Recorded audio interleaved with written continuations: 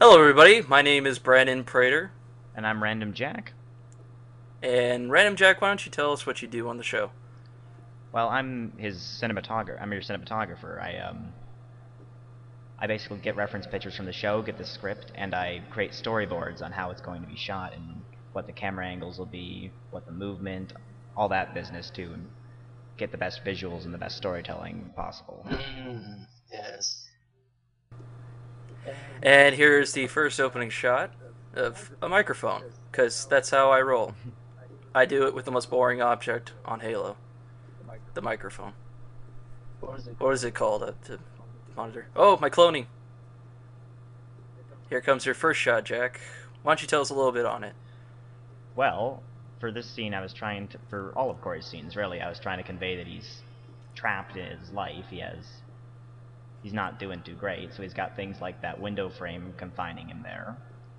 Yeah, so it's thanks to Jack that Corey is emo. Sure. Thank you. And this first scene, we when I first saw this, we didn't quite go to plan on the storyboard, but we yeah, that was kind of different from each other. that happens We had pretty different much. visions. And That happens with pretty much everybody I work with because it's not a normal thing in Machinima having storyboards and all that business. So as we went along, who takes a professional side on this stuff? Jesus. Oh yeah.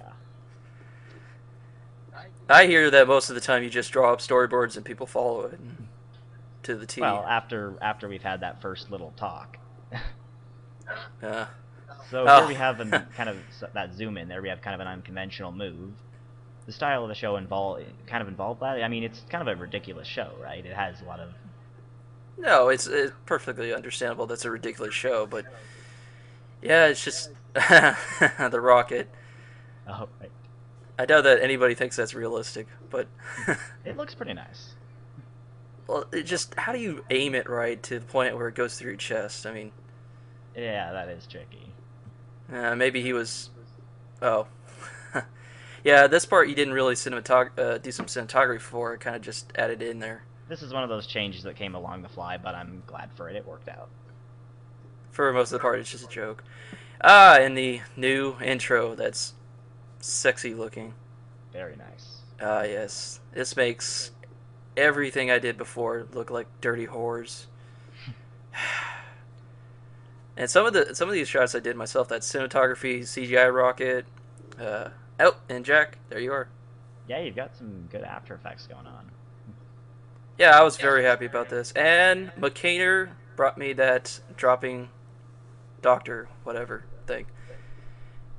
And here we go back into the episode with a Spartan's helmet lodged into the wall.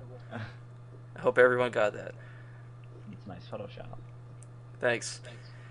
Yeah, I felt like people could get easily confused that there are two arc districts, and not most people think that's not confusing. Whoa! I just noticed that one shot didn't really link up with your storyboard, the one that Corey walks up to. Not that you didn't. That's It's fine. as long as it really works out in the end. That's what it's about. Oh, of course. As long as the kids turn out fine, who cares if we beat them a little? Exactly. Get the belt once in a while. Yeah, jeez, a good, you know, little bit of wiring to their face. It's all right. Got Notice some this background here. This is one of my favorite backgrounds from the whole show. Really, when I saw this on the reference pictures, I knew I had to incorporate that fence as another method of Corey being confined. And also, he has the official symbol behind him in some of the shots you can see. Oh And my god! Cut your wrists. Cut your wrists. I joke about Jack's style, but he is truly really gifted at this kind of stuff. It's just he has an ability to kind of think outside the box, of which I rather just have the guy in the scene. Well, yeah, Corey's only emo because his names are the K, not a C. Oh, of course. I don't know why I changed it to that. There is absolutely no point that. Just so that Corey wouldn't think you were making fun of him. Oh, yes, Corey Carter from Newscape Production kept thinking that I was making fun of him, so I had to change the C to a K. And in this next shot, yeah, we've transitioned to the Doctor, the Arc District with a C. What's funny is I didn't storyboard that establishing shot. but I used one a lot like that on Unexpected on the same map later. And then we Did have you another know? unconventional move there, jumping out beside him. Oh, just 1 second. This shot right here, the spinning backwards thing. I know that you had one storyboarded the shot to just have him turn around and then back up repeatedly, but I kept thinking that it would be so funnier if he broke his back turning. No, that was cool. Okay. And you have no idea how hard that was to do. Oh, I'd bet. Just to keep his bottom torso straightened. So you were saying about the unexpected? Oh, right. Well, yeah, the show is exaggerated and kind of a ridiculous style comedy, right? So the style of it, one of the major points I wanted was lots of like major unconventional kind of treatment of stuff, like these moves that are really fast and kind of abrupt, right? Normally you wouldn't use those, but here they kind of suited it. I believe it does because and I was going off base totally for these scenes because I just desperately wanted to do the closet joke again before it got old. No, I was pleasantly surprised to see that one in it. Yes, this is. I think that guy's my favorite character. The screaming guy. Yeah. Yeah, he cannot find the right door. And then here, notice we've well, not yet. We've transitioned at the action axis, which means basically we're seeing them from the other side. They're facing a different direction than they were shown from before. Kind of show that things are on edge and the situation has been flipped over, what with her saying that they're fired. It's kind of like now the force is on her side. Yeah. That's see, kids, you can learn something by cinematography. And this is probably one of my favorite shots here, with them kind of, notice the background, they're kind of confined off on the edge there, pushed off the map by the bulk of the building. Indeed.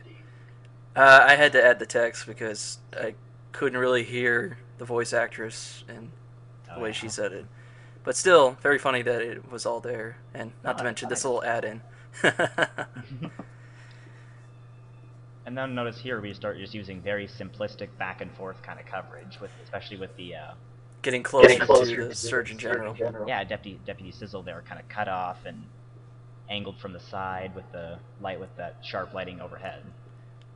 Yeah, most of that ninja stuff was just I just winged it because I realized that I couldn't have it looked very stupid when I had the 2D transition to 3D.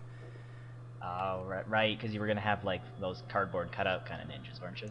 I was, but then decided that it looked far too ridiculous, weird in a comedy show. All right. So that has been Doctor's Orders episode 2, and yeah, thanks for watching. Thank you very much, and please subscribe to Newscape Productions and also Random Jack's channel. Link in the description. Thank you very much. Yeah, we hope to bring you stuff like this in the future. We're gonna keep it up on this show. Keep it up real hard. Creepy. Bye, guys. Bye.